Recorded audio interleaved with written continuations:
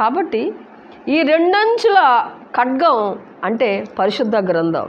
అంటే ఈ గ్రంథం దేవుడు మనకిచ్చాడు. భక్తులు ఎందరో ఎన్నో సంవత్సరాలు వాళ్ళు ప్రయాసపడి మన కోసం వాళ్ళు ఎంతో ప్రయాసపడి, నిజం చెప్పాలంటే